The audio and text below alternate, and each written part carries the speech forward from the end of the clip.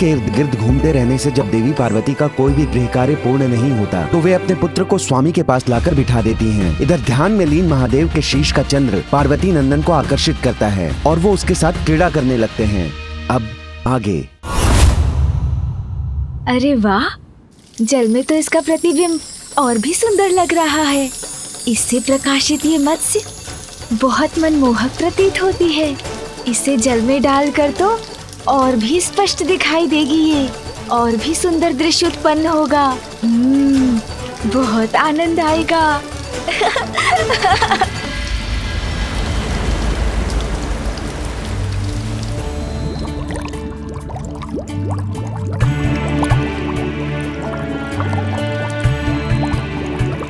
समुद्र देव, क्या आप ये अनमोल मोती देवी पार्वती और उनके पुत्र को उपहार स्वरूप भेंट करेंगे? हाँ मंत्री जी, मैं स्वयं कैलाश लेकर जाऊंगा इन्हें।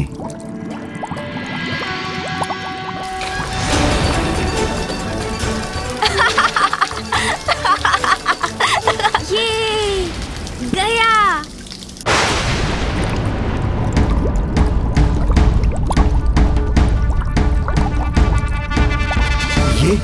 ये अकस्मात क्या हो रहा है? मेरे जल में ये कैसी हलचल हो रही है और ये प्रकाश कैसा है?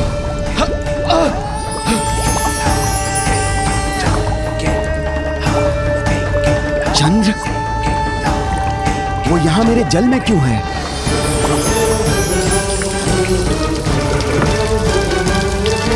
चंद्रमा के प्रकाश से ही मेरे नेत्र चकाचौंध हो रहे हैं।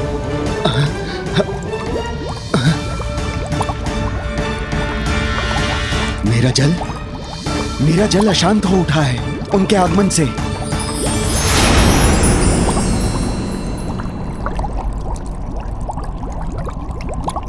अब पुनः सब शांत हो चुका है।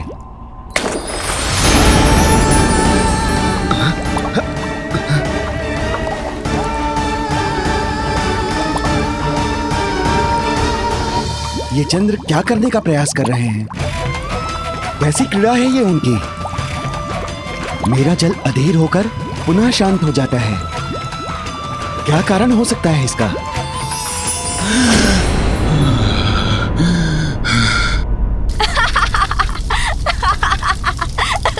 मुक्त करो मुझे, मुक्त करो।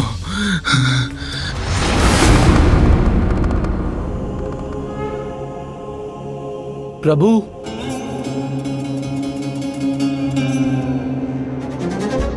प्रणाम प्रभु। नंदी, कहो क्या बात है? क्या हुआ है? प्रभु, चंद्रशेखर शेखर चंद्र नहीं है।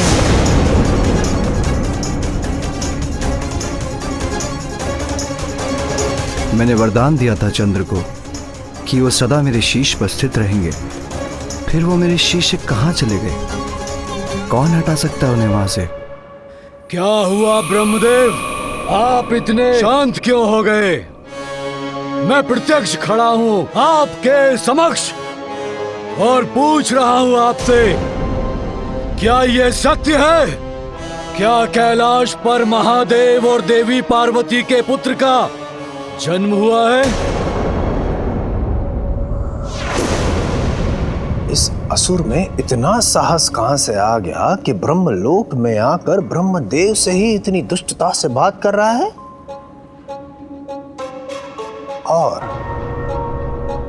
और भोलेनाथ और माता पार्वती के पुत्र में इतनी रुचि क्यों है इस राक्षस को? नारायण नारायण।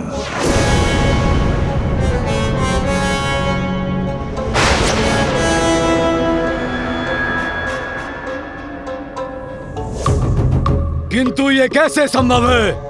महादेव ने तो वचन दिया था देवताओं को, उनके और देवी पार्वती के संयोग से उन्हें कोई संतान नहीं होगी। यदा यदा हि धर्मस्य ग्लानिर्भवति भारतः अभ्युत्थानम् अधर्मस्य तदात्मानं सृजाम्यहम् परित्राणाय साधूनां विनाशाय च दुष्कृतां धर्म संस्थापनार्थाय संभवामि युगे युगे।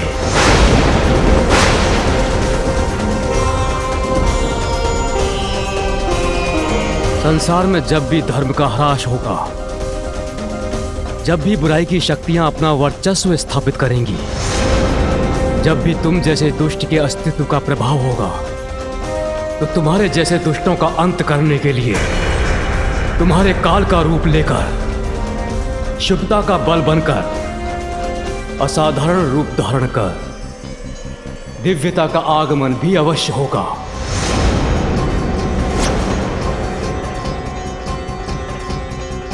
कैलाश में महादेव और देवी पार्वती के पुत्र के रूप में जिसका जन्म हुआ है, वो ही तुम्हारा अंत करेगा सिंदूरा।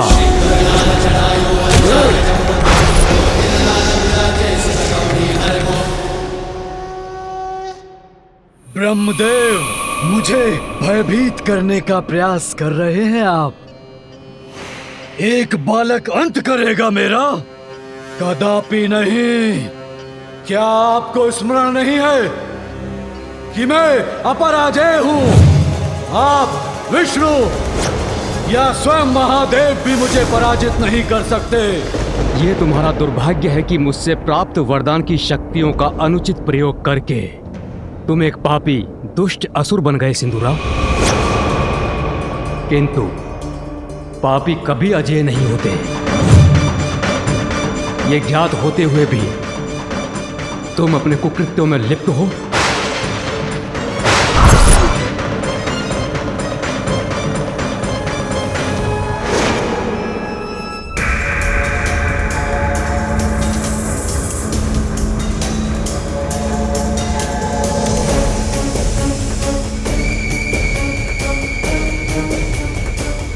ब्रह्मदेव, प्रतीत होता है कि आपकी बुद्धि आपका साथ छोड़ चुकी है। भूल रहे हैं आप। यदि मैं चाहूं तो इसी क्षण आप दोनों का अंत कर सकता हूं, ब्रह्मलोक को नष्ट कर सकता हूं।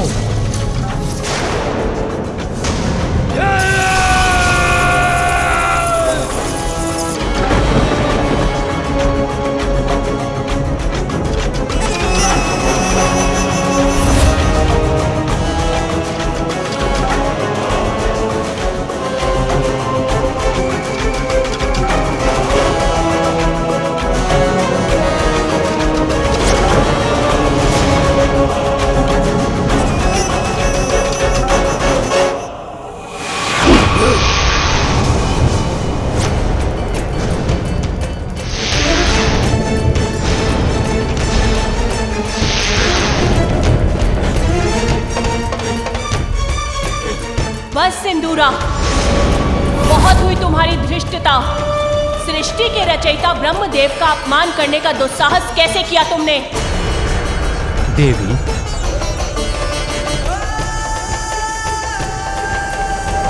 और तुमसे अपेक्षा भी क्या कर सकता हूं मैं? तुमने अपनी शक्तियों को व्यर्थ किया है। संस्कार विहीन तो तुम थे ही, किंतु अब तुम्हारे बल से उत्पन्न अहंकार और तुम्हारी दुष्ट प्रवृत्ति ने तुम्हारा सर्वनाश सुनिश्चित कर दिया है। ब्रह्मदेव ने मुझे वरदान तो बहुत दिए, किंतु प्रतीत होता है संस्कार देना भूल गए। अपना कर्तव्य उचित प्रकार से नहीं निभाया इन सृष्टि रचयिता ने।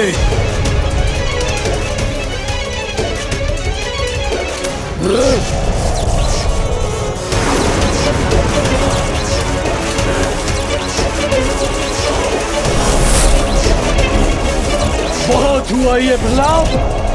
अब मैं उस बालक का वध करूंगा। सिंदूरा का अंत कोई नहीं कर सकता, कोई नहीं। उस बालक का अंत कर आपके ब्रह्मलोक को नष्ट करने के लिए शीघ्र लौटूंगा मैं। अजय तो आपने ही मुझे बनाया है ब्रह्मदेव, तो मेरे पराक्रम के परिणाम का सामना करने में कैसा संकोच पिताश्री।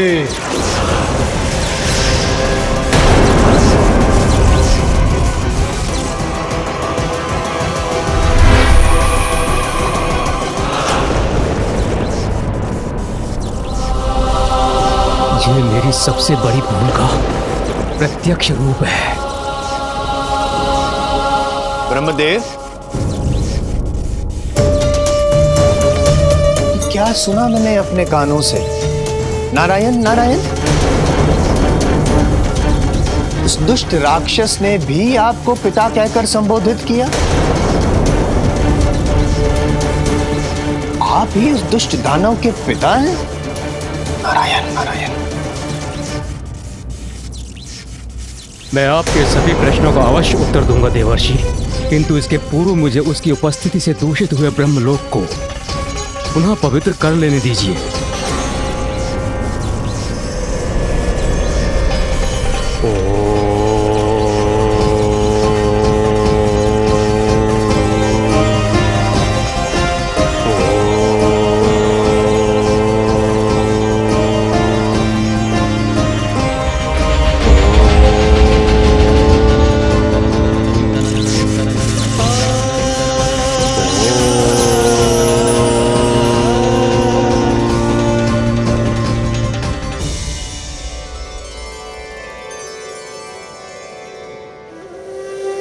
अब मैं आपके प्रश्नों का उत्तर देने के लिए प्रस्तुत हूं देवर्षि।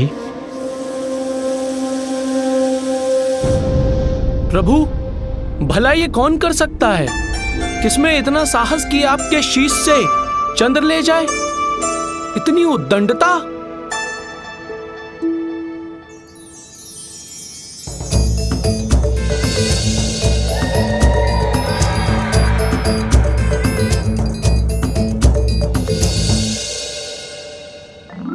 अवश्य मेरा पुत्र ही चंद्र को ले गया होगा।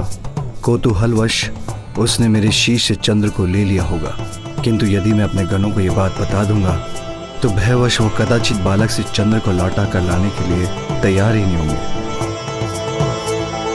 तुम सभी जाओ और शीघ्र चंद्र को ढूंढ कर लाओ। जी प्रभु।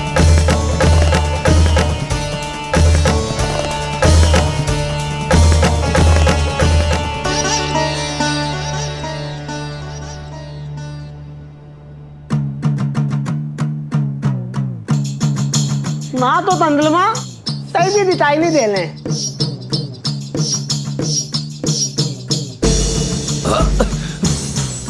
अरे क्या कर रहे हो तुम लोग?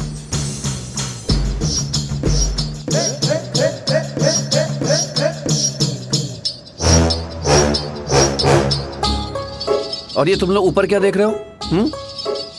और नीचे देखकर क्यों नहीं चल रहे हो? त्यात लंदी थी। अरे आप इतना भी नहीं तमकते। अरे हम लोग तंदलमा तो ढूंढ रहे हैं ना, तो आसमान में ही मिलेंगे ना।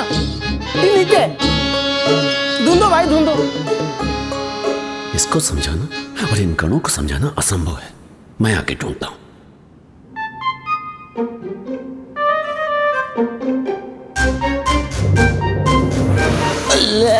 क्या तल्ला है भाई, देखते तलना।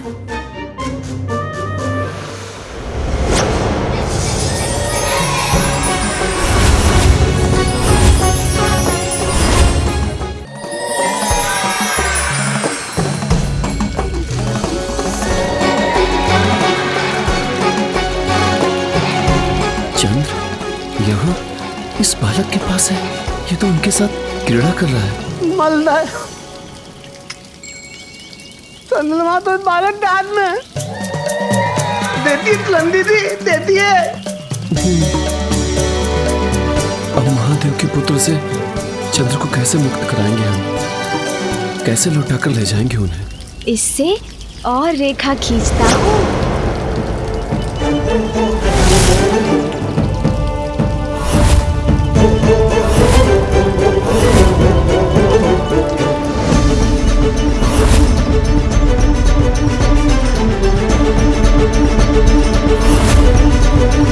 ये तो फिर से रेखा खींच रहा है। नहीं श्रृंगी, इसे छेड़ना उचित नहीं।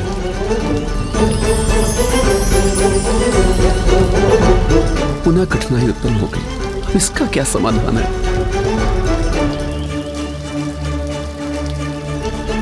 अन्य कोई गण भी इसकी ओर नहीं बढ़ेगा, किंतु प्रभु के आदेश का उल्लंघन भी ना हो, साथ जुड़ा के मैं ही आगे बढ़ता हूं। ये सुंदर है।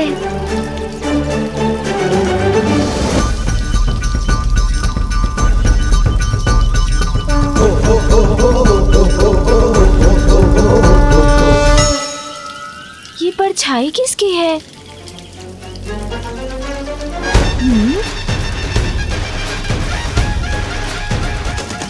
कौन है?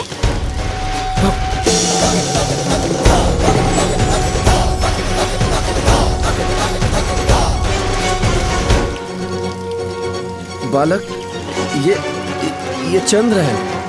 इसके साथ तुम क्रीड़ा नहीं कर सकते हो। अब इसे मुझे लौटा दो। हाँ, लौटा दो। महातेजस्वी और शक्तिशाली हूँ मैं। मेरा ये अस्त्र जिससे मैं सभी दुष्टों का अंत करूँगा, इसे मैं किसी को नहीं लौटाऊंगा।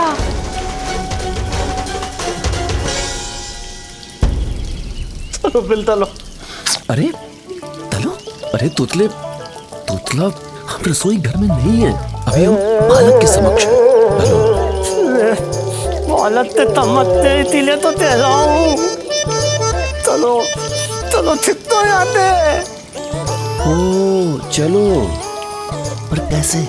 महादेव के आदेश का उल्लंघन करके?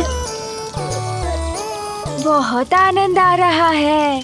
यदि आपको इसके साथ क्रीड़ा करनी है, उसके लिए आपको प्रतीक्षा करनी होगी।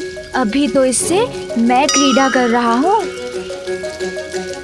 जब तक मेरा मन नहीं भर जाए, मैं इसे किसी को नहीं लौटाऊंगा।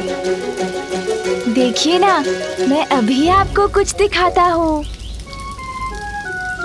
तितली बोलता भूल जाते हो। चलो छित्तो आते। बांधो यहाँ पे बांधो। अरे तोतला, कौन सी तितली और किसके बाल? हम यहाँ इसके हाथ में चंद्र की बात कर रहे हैं और ये कहाँ फेंके? अरे नहीं श्रृंगी जी, ये कह रहे हैं कि पिछली बार भूल गए क्या, इस बालक से उलझने का क्या परिणाम हुआ था?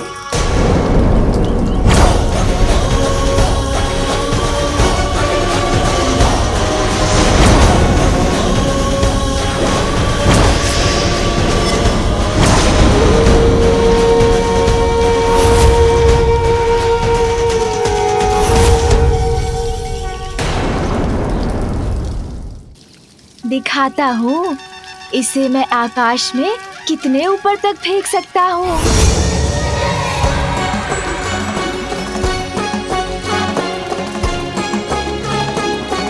देखिए।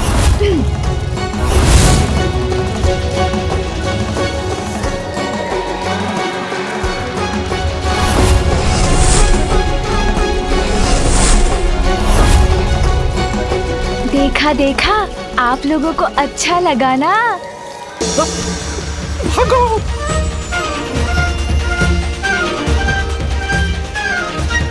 और दिखाऊं? अभी तो यही थे सभी, कहाँ चले गए?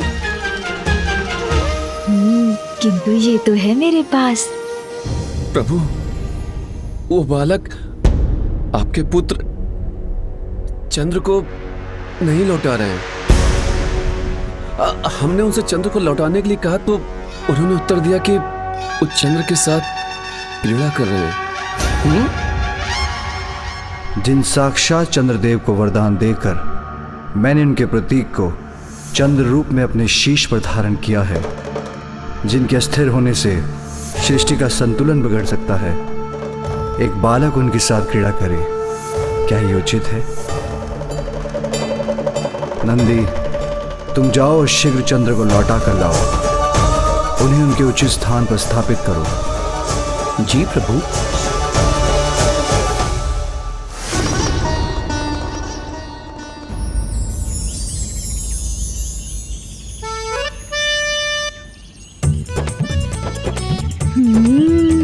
मुझे तो इस क्रीड़ा में बहुत आनंद आ रहा है। इसे पुनः उछाल कर देखता हूँ। इतना सुंदर फल, अवश्य स्वादिष्ट भी होगा। थोड़ा और ध्यान से देखता हूँ। इसे तोड़ लेता हूँ, फिर इसके स्वाद का आनंद लूंगा, खाऊंगा इसे।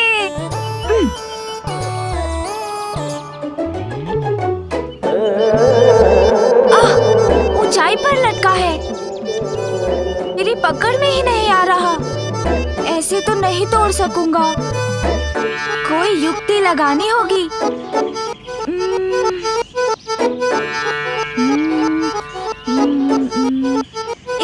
से सहायता प्राप्त हो सकती है मुझे?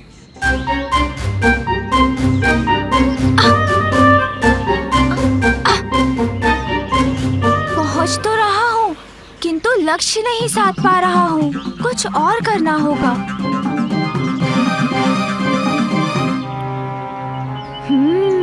अपने दोनों हाथों का प्रयोग करता हूँ।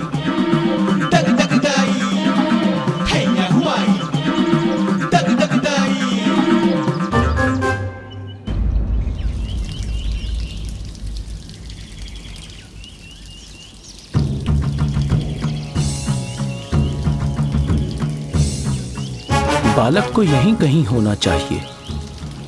यहां से अधिक दूर तो नहीं जा पाया होगा।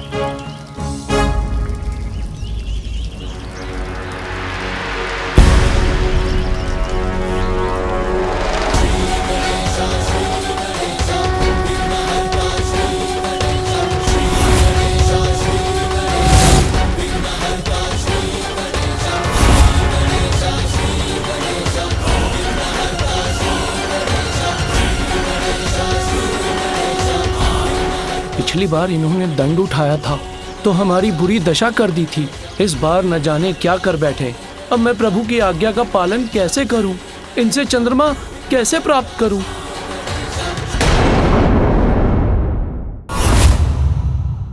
अरे वाह, जल में तो इसका प्रतिबिंब और भी सुंदर लग रहा है।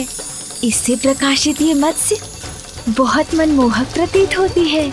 इसे जल में डालकर तो और भी स्पष्ट दिखाई देगी ये, और भी सुंदर दृश्य उत्पन्न होगा। बहुत आनंद आएगा।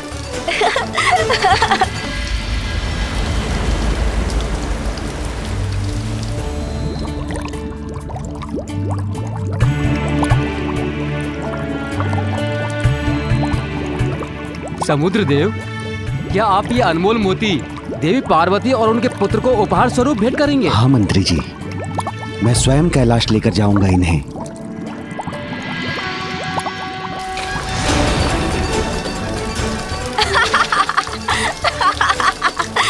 ये गया।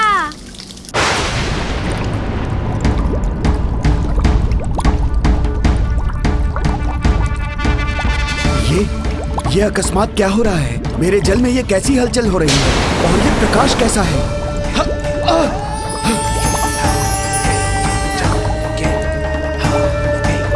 चंद्र, वो यहाँ मेरे जल में क्यों है?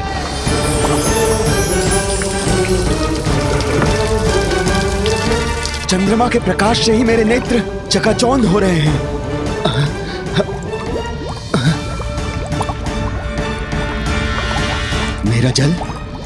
मेरा जल अशांत हो उठा है उनके आगमन से।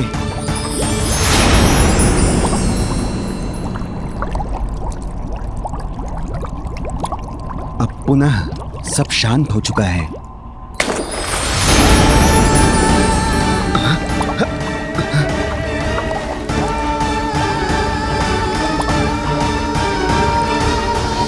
ये चंद्र क्या करने का प्रयास कर रहे हैं? कैसी क्रीड़ा है ये उनकी? मेरा जल अधीर होकर पुनः शांत हो जाता है। क्या कारण हो सकता है इसका?